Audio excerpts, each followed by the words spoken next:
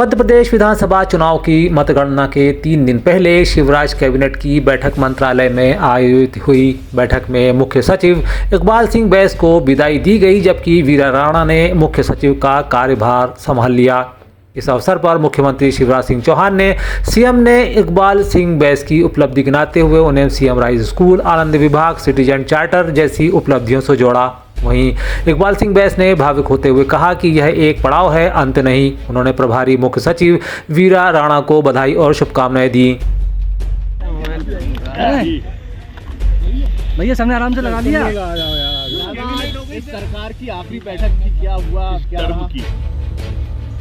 Term की सरकार तो आगे भी हमारी आ रही है। ये टर्म की आखिरी बोले इसको स्पष्ट करते हैं। और सच में इस टर्म में 3.25 साल जो ऐतिहासिक काम किए, मुख्यमंत्री तो हमारे ऐतिहासिक हैं। इतने लंबे समय मध्य प्रदेश में कोई मुख्यमंत्री नहीं रहा, लेकिन जो ऐतिहासिक काम किए, क्योंकि वो संकट का काल था, कोरोना का काल था जब हम सरकार में आए, और जो मजदूरों की सेवा की मुख्यमंत्री जी ने स्वयं ने आज बैठक में बताया। और कोरोना के उस काल में ऑक्सीजन, रेमडेसिविर की जिस तरह से व्यवस्था की गई, और वहां से चलते हुए सेवा के मार्ग पर जिस तरह से किसान कल्याण की योजना, गरीब कल्याण की योजनाएं और लाडली बहना तक, आज जिक्र कन्यादान योजना का भी आया, बेटी बचाओ योजना का भी आया, आज ऋतिक लाडली लक्ष्मी का भी आया और लाडली बहना का भी आया। सच में जो नवाचार मध्य प्रदेश में माननीय मुख्यमंत्री शिवराज सिंह जी के नेतृत्व में हुए, वो पूरे देश ने अंगीकार भी की और स्वीकार भी की। चाहे वो तीर्थ दर्शन योजना हो, चाहे वो लाडली लक्ष्मी योजना हो, चाहे वो संबल योजना हो, ऐसे नवाचार जो आए आज उनका भी जिक्र हुआ। और मुख्यमंत्री जी ने मंत्रियों का और मंत्रिमंडल ने सबने मुख्यमंत्री जी का आभार व्यक्त किया। मतदान को लेकर फीडबैक लिया गया? नहीं, इस तरह की चर्चा नहीं आई है।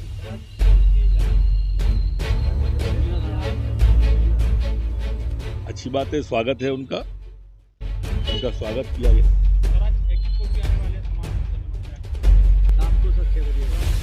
अच्छी बात है, पर मैं आपको बता रहा हूँ, मेरा एग्जैक्ट पोल सुन लीजिए। मध्य प्रदेश में भारतीय जनता पार्टी की सरकार 3 तारीख को बनने जा रही है। कोई आंकड़ा आपका जो आपको लग रहा हो कि 19 सीटों में ला ही रहे? 125 से 150 के बीच में हम ला ही रहे। बाकी तो फिर एक्स्ट्रा है।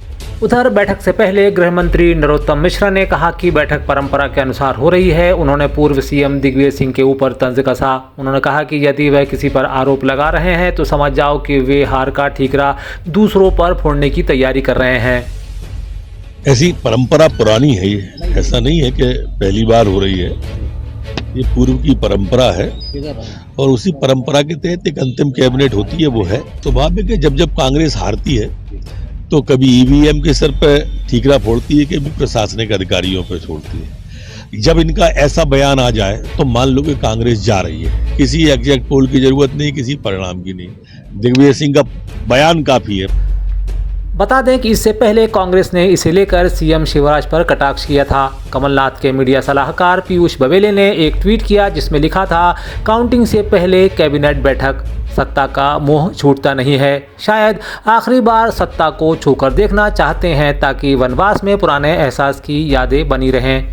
यही नहीं, इस पूरे मामले में कांग्रेस यह भी आरोप लगाती रही है कि सरकार आने वाली 3 दिसंबर को मतगणना में गड़बड़ी करने के लिए तैयारी कर रही है। आदरणीय कमलनाथ जी ने सभी डिटेल में निर्देश सभी कांग्रेस के प्रत्याशियों को, कार्यकर्ताओं को दे चुके हैं और पूरी कांग्रेस पार्टी इस मामले में सजग है। ये कोई औचित्य नहीं था 30 तारीख को बैठक बुलाने का, पर ये क्यों है, मैं समझता हूँ इस बैठक के बाद बहुत सी चीज़ें आप लोगों के माध्यम से भी और बाकी माध्यम से आएगी। ये क्वेश्चन मार्क है और निश्चित तौर पर शहडोल में अवैध खनन रोकने गए पटवारी प्रसन्न सिंह की हत्या ने पूर्व मुख्यमंत्री उमा भारती को द्रवित कर दिया है। अब उन्होंने प्रदेश में खनन माफिया के खिलाफ आंदोलन करने की घोषणा कर दी है।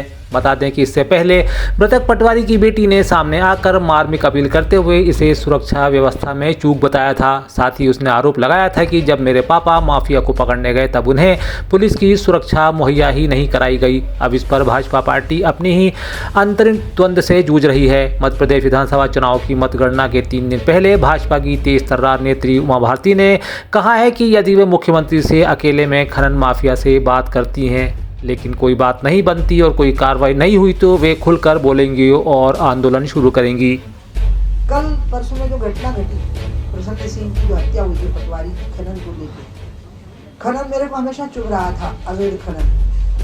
इस पर मैंने कई बार बात की, आपत्ति की आवाज़ उठाई है। इसलिए जो बातें मैंने पहले कही थी वो मैं आपको बंटवा दूंगी कि ये न लगे कि मैं चुनाव के बात कह रही हूँ। उनके होते हुए ही मुझे कोई जिम्मेवारी देने के बारे में पार्टी सोचे, अब क्यों मैं उनको नहीं छोड़ूंगी। ना मैं खनन की खिलाफत करना छोड़ूंगी, और अब खनन की खिलाफत प्राइम हो जाएगी, सबसे आगे हो जाएगी। शराब नीति घोषित हो गई, शिवराज जी ने की, मैं उनका बहुत सम्मान करती हूँ। उनने बिल्कुल वैसी ही की जैसी होनी चाहिए, लेकिन वैसी लागू नहीं हो पा रही, सिवाय इसके कि अहाते गिर गए। वो ठीक से लागू हो जाए। और खनन का और शराब का संबंध है। ये कहा गया कि खनन से रेवेन्यू लॉस होगा, तो आप से शराब से खनन से वसूल करिए रॉयल्टी से। मैं तो सरकार का सहयोग कर रही हूँ, आप इसको सरकार विरोधी वक्तव्य मत मानिएगा। मुझे नहीं पता किसकी सरकार होगी, मैं चाहती हूँ मेरी पार्टी की सरकार हो, और मैं शिवराज जी का बहुत सम्मान करती हूँ, लेकिन मैं खनन के मामले में अपना कदम पीछे नहीं करूँगी। मैंने पहले ही कहा था, मध्य प्रदेश में कोई कांटे की टक्कर नहीं। भारतीय जनता पार्टी भारी बहुमत से जीतेगी। प्रधानमंत्री जी के प्रति प्रेम, उनका नेतृत्व, अमित शाह जी की रणनीति, नड्डा जी का मार्गदर्शन, कार्यकर्ताओं का अनथक परिश्रम और हमारी प्रदेश की सरकार की अनेकों योजनाएं जिनने जनता की जिंदगी बदली है, और विकास, ये स्पष्ट बताते थे कि भारतीय जनता पार्टी भारी बहुमत से जीतेगी। मैं तो हमेशा आत्मविश्वास से भरा रहा, और मैंने सदैव कहा कि जो एग्जिट पोल कह रहा है वो लगभग जन भावनाएं हैं, और हम भारी बहुमत से जीतेंगे।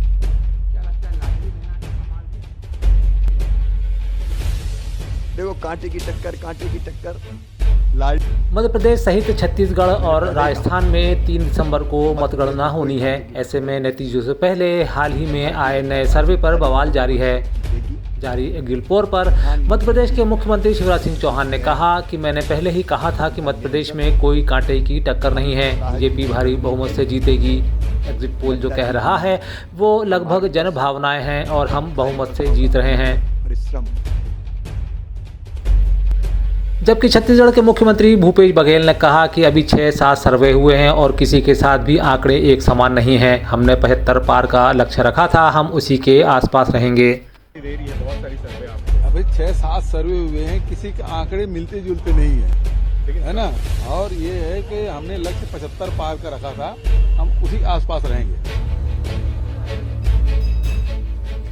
छत्तीसगढ़ के उप मुख्यमंत्री टी.एस. सिंहदेव ने भी कहा है कि मध्य प्रदेश में कांग्रेस आएगी, राजस्थान चुनौती वाला रहेगा। गहलोत जी ने कई अहम काम किए हैं, जहां वहां वसुंधरा जी को आगे न करके गहलोत जी ने जो काम किया है यह कांग्रेस को आगे बढ़ाएगा। मध्य प्रदेश की बात करें या फिर राजस्थान की बात करें, वहाँ पे बीजेपी जो ऐसे दिखाई दे रहा है, इसको कैसे देखते हैं? मध्य प्रदेश में कांग्रेस आएगी, ऐसा मेरा मानना है। राजस्थान टफ रहता है क्योंकि वो 5 साल वाली बात है, लेकिन वहां वसुंधरा राजे को प्रोजेक्ट नहीं करके मेरे को लगता है कि गहलोत जी ने जो काम किए, बहुत सारे प्रोग्रेसिव काम उनने वहां किए, तो वसुंधरा को आगे नहीं करना, वसुंधरा जी को और गहलोत जी के काम, ये कांग्रेस को एज देगा। सर, तेलंगाना में कांग्रेस को एज मिल रहा है, इसको कैसे देखते हैं?